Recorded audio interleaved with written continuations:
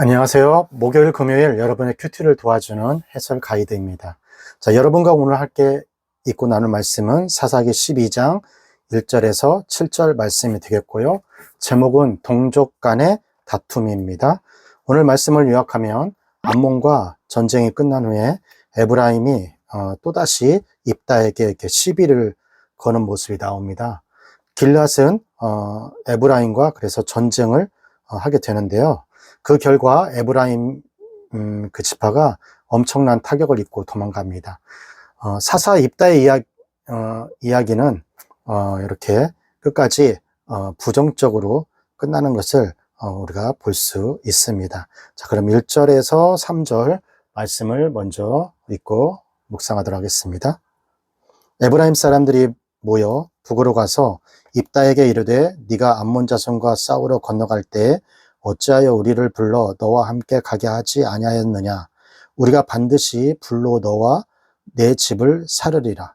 입다가 그들에게 이르되 나와 나의 백성이 암몬 자손과 크게 다툴 때에 내가 너희를 부르되 너희가 나를 그들의 손에 구원하지 아니한 고로. 3절 내가 너희의 구원치 아니하는 것을 보고 내 생명을 돌아보지 아니하고 건너가서 암몬 자손을 쳤더니 여호와께서 그들을 내 손에 붙이셨거늘 너희가 어찌하여 오늘날 내게 올라와서 나로 더불어 싸우고자 하느냐 하고. 자, 1절에서 3절까지 말씀은 입다와 에브라임의 논쟁이 나오는데요. 암몬과의 전쟁이 끝난 후에 입다는 동족과의 갈등을 겪습니다. 에브라임이 암몬과의 전쟁 때 부르지 않은 것을 놓고 입다의 집을 반드시 불살라 응징하겠다고 그렇게 말하는 모습을 볼 수 있어요. 여기서 보면은 건너간다라는 것은 에브라임이 요단 서편에 있기 때문에 요단강을 건너서 요단 동편에 있는 길르앗으로 간다는 그런 표현이 되겠습니다. 이런 에브라임의 말은 기브온 때보다 훨씬 더 강한데, 기브온 때는 왜 부르지 않았냐라면서 섭섭함을 드러낸 정도였지만은 여기서는 입다의 집을 불살라 버리겠다라는 말로 입다의 건방진 행동을 힘으로 징벌하겠다는 그런 의미입니다. 에브라임이 입다를 공격하려는 이유는 전쟁에 이기고 난 후 전리품 때문인데요. 에브라임은 전쟁을 이기고 난 후 차지한 전리품의 욕심 때문에 입다에게 시비를 걸어 죽이기로 한 것입니다. 그리고 에브라임 지파가 이런 행동을 한 것은 길앗의 사람들을 우습게 본 것일 수도 있습니다. 기브온 때도 자기들의 이야기를 들어주었으니 이번에도 입다를 협박하면 이번도 자신들의 제안을 받아들일 것이라고 그렇게 생각을 했던 것 같아요. 하지만 입다는 기브온과는 달랐어요.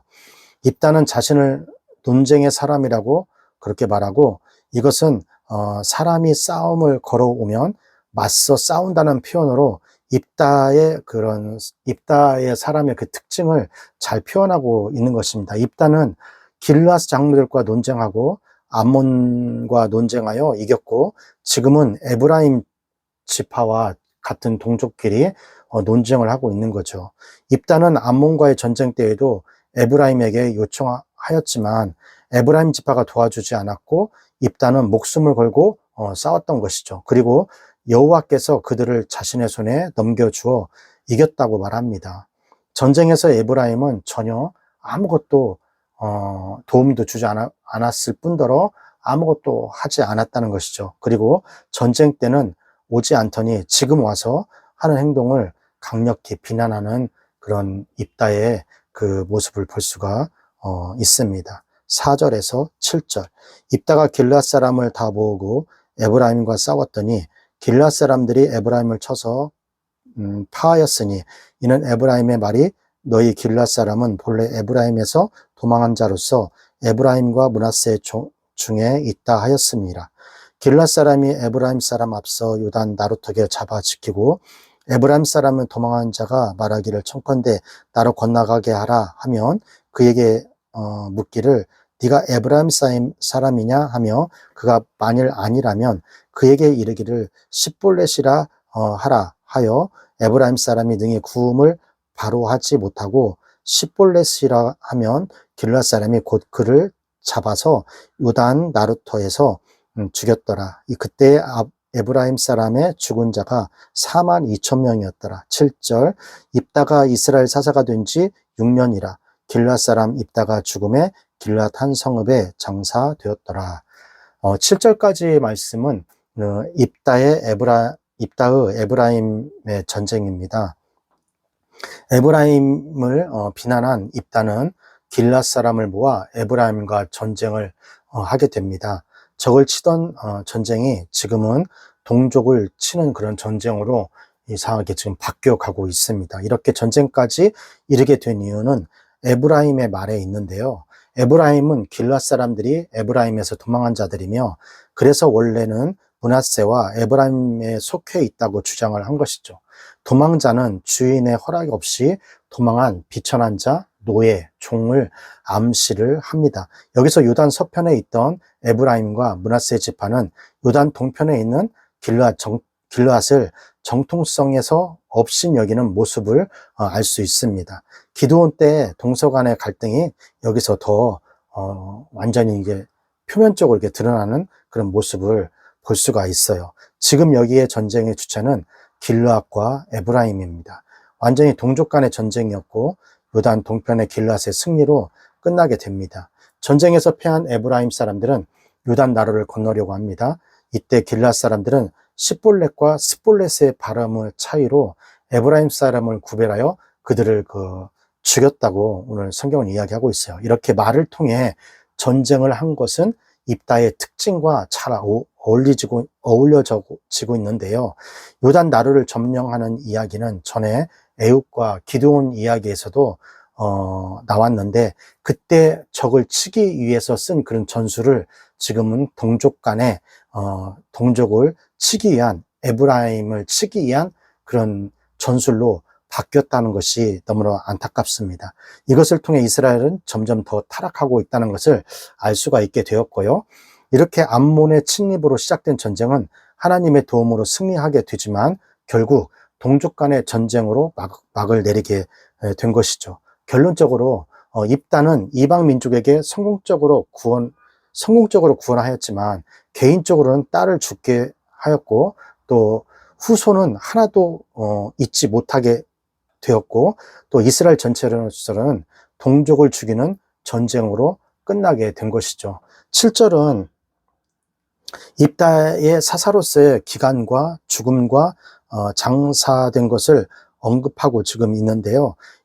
여기서부터는 평안의 기간이 몇 년 동안 평안한 기간을 했다는 그런 그 기간이 등장하지 않습니다. 이는 입다가 다른 사사에 비해 사역 기간이 굉장히 짧았기 때문이라고 생각해요. 사사의 빠른 죽음은 이스라엘의 지도자가 없는 상황이 빠르게 왔다는 것을 또한 암시하는 것도 됩니다. 이렇게 이스라엘은 점점 혼란의 시대로 접어들기 시작하고 있는 것입니다. 자, 여기까지가 사사기 12장 1절에서 7절 말씀이 되겠고요. 오늘 말씀을 통해서 우리는 무엇을 묵상하고 또 무엇을 적용해야 할까요? 첫 번째, 시기가 죄로 자라고 화를 부른다는 것이죠. 외부의 적이 사라지자 내부의 적이 시작이 된 거예요. 암몬과 전쟁이 끝났는데 이제 에브라임이 자기를 전쟁 때 부르지 않았다고 하는 그런 것을 입다에게 시비를 걸어서 그래서 그 입다의 집을 불사르고 그렇게 태워버리겠다 그렇게 협박을 하는 것이죠. 암몬은 이스라엘 땅을 탐내서 공격해 왔는데 그렇게 해서 전쟁을 했다면 에브라임은 그 권력을 갖기 위해서 이스라엘 안에서 그 권력을 갖기 위해서 시기해 가지고 지금 입다에게 그 시비를 거는 그런 모습을 볼 수 있습니다. 이러한 에브라임의 시비가 죄로 자라고 그것이 화를 부르게 되는 것이죠. 혹시라도 누구에게 우리가 지금 시기 질투해서 그 사람을 지금 공격하고 있다면은 오늘 여러분 주의를 잘 깊이 있게 바라보면서 나도 그러고 있지 않는가 한번 오늘 또 주의를 둘러보는 그런 시간이 되기를 바랍니다. 두 번째, 하나님은 겸손하고 지혜로운 자를 원하신다는 것이죠. 기드온 때처럼 입다는 분쟁과 다툼을 피하지 않고 지혜롭지 못하게 분쟁을 하고 싸우려고 하는 그런 입다의 모습을 볼 수 있어요. 어떻게 보면 입다는 용사의 모습은 가지고 있었지만, 인간적인 용사의 모습은 가지고 있었지만, 사사로서의 입다의 모습은 전혀 찾아볼 수 없는 그런 모습들을 이번 큐티를 통해서 볼 수가 있습니다. 그래서 입다는 인간의 한계를 극복하지 못하고 사사로서의 그 양보하고 그 가치게 겸손한 그런 마음은 전혀 보이지 않고 나중에 그 이름이 초라하게 그렇게 사라져가는 그런 모습을 우리가 성경을 통해서 볼 수 있는 것이죠. 주님은 우리가 탁월하게 어떤 막 지도자로서의 영향력을 끼치는 그런 사람들이 되기보다는 겸손하고 하나님 앞에 지혜로운 그런 우리 성도, 그 지혜로운 예수 믿는 그런 중고등부 학생들이 되기를 바라고 있는 것 같습니다. 오늘 또 여러분 주위를 돌아보면서 겸손하고 또 지혜로운 그렇게 하루를 살아가는 오늘 하루가 되시기를 주님의 이름으로 축원합니다. 오늘 교육부 구호 힘있게 외치고요. 오늘 큐티 마치도록 하겠습니다. 교육부 구호 시작! 공부 잘해 남주자, 돈 많이 벌어 남주자, 은혜 많이 받아 남주자.